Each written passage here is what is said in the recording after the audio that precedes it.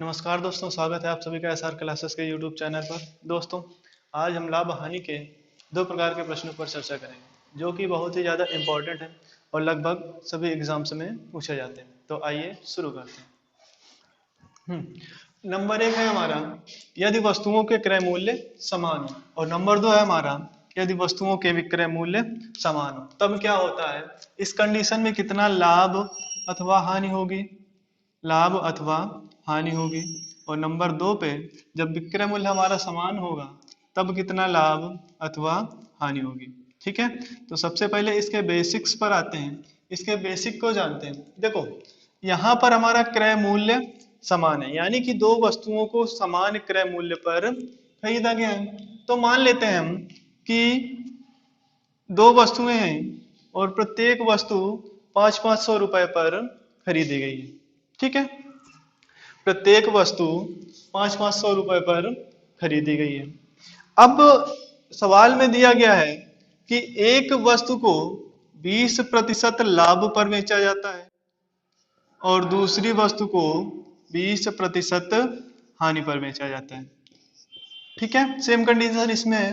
एक वस्तु को, चलो इस पर बाद में चर्चा करेंगे। एक वस्तु को 20% लाभ पर बेचा गया और दूसरी वस्तु को 20% हानि पर बेचा गया। तो अब देखो, यहां पर प्रत्येक वस्तु का जो क्रय मूल्य है वो 500 रुपए है। तो यदि पहली वस्तु पर इसको 20% का लाभ होगा तो 100 रुपए प्रॉफिट हो जाएंगे, यहाँ पर 100 रुपए लाभ हो जाएगा। और दूसरी वस्तु पर इनको जब 20% की हानि होगी तो क्या होगा, इनको 100 रुपए का नुकसान हो जाएगा, क्योंकि 500 का 20% 100 होता है। ठीक है, तो यहां पर 100 रुपए अधिक मिले और यहां पर 100 रुपए कम मिले, यानी कि इस धंधे में इनको ना तो कोई लाभ हुआ और ना ही कोई हानि हुई। ठीक है, तो जब कभी भी सवाल आएगा हमारा कि क्रय मूल्य समान है तो उस बिजनेस में ना तो कोई लाभ होता है और ना ही हानि होती है। ना कोई लाभ और ना ही कोई हानि होती है। उम्मीद करते हैं आप लोगों को समझ में आ रहा होगा।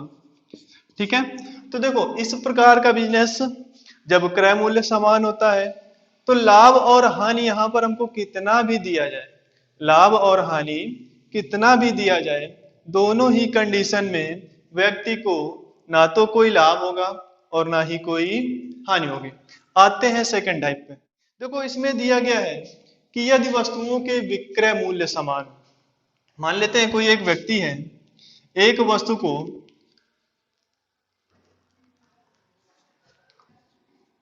दो वस्तुएं हैं, दोनों को 990 रुपए के विक्रय मूल्य पर बेचता है।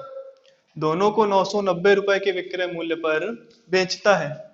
एक पर इसको 10% का लाभ होता है और एक पर 10% की हानि होती है।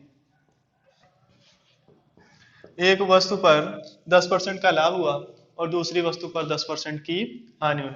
तो सबसे पहले इसके बेसिक्स पर आते हैं, बेसिक को समझते हैं, उसके बाद शॉर्ट तरीके पर आएंगे।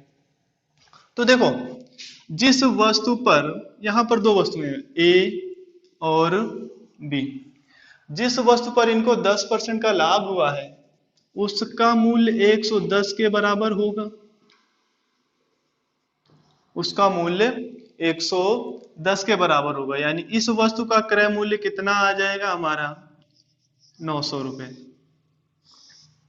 इस वस्तु का क्रय मूल्य 900 रुपए। दूसरी कंडीशन में जो वस्तु हमारी बी है, इस पर 10% की हानि हुई है, यानी इसका जो विक्रय मूल्य है 90 के बराबर है। तो जब 90 बराबर 990 करेंगे तो एक की वैल्यू आएगी 990/90 और इंटू 100, यानी कि इस वस्तु का जो क्रय मूल्य आ गया वो 1100 रुपए आ गया। वस्तु ए का क्रय मूल्य 900, वस्तु बी का क्रय मूल्य 1100। अब देखो, इन्होंने दोनों वस्तुओं को 990 में बेचा है, यानी कि जो टोटल अमाउंट है वो इनको कितना मिला है, ₹1980। यानी दोनों वस्तुओं का कुल मिलाकर विक्रय मूल्य हो गया हमारा ₹1980, और दोनों वस्तुओं का क्रय मूल्य हो गया हमारा 1100 और प्लस 900 यानी कि ₹2000। ठीक है, तो इन्होंने टोटल रुपए इस धंधे में खर्च किए 2000, और उससे इनको ये जो विक्रय मूल्य है वो कितना मिला ₹1980। यानी कि यहाँ पर इनको ₹20 का नुकसान हुआ। इसी को अगर परसेंट में बदल देंगे तो अपान में 2000 इंटू 100।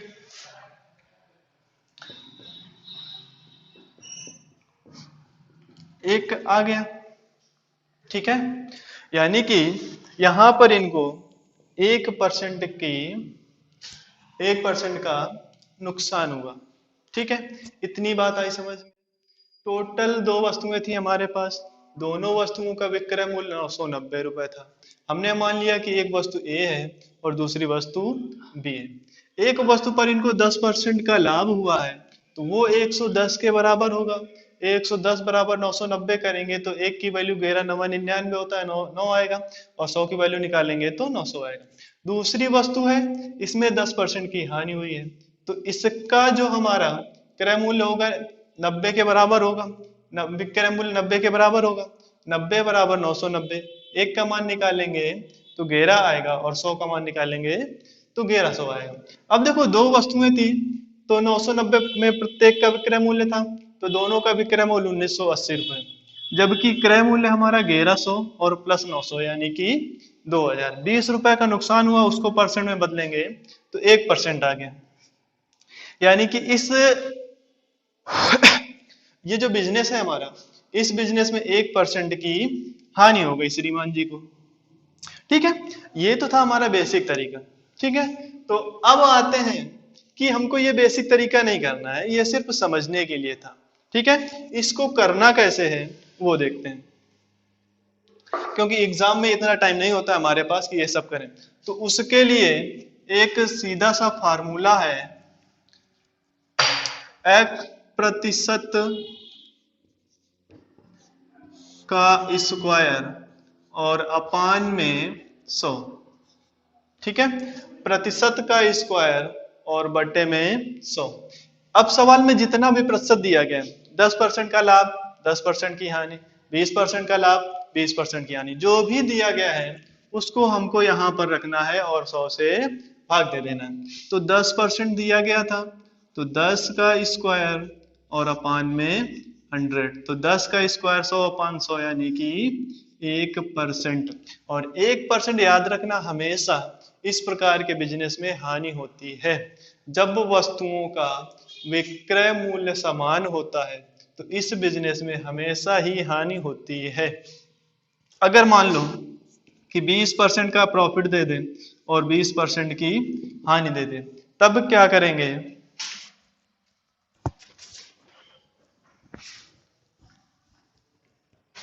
तब हमको फार्मूला पता है, प्रतिशत का स्क्वायर यानी कि 20 का स्क्वायर और बटे 100। तो 20 का स्क्वायर होता है 400 और 400 बटे 100 यानी कि आ गया हमारा 4%। यानी कि इस प्रकार के बिजनेस में जिसमें 20% का लाभ होगा और 20% की हानि होगी, तो हमको 4% का नुकसान उठाना पड़ेगा।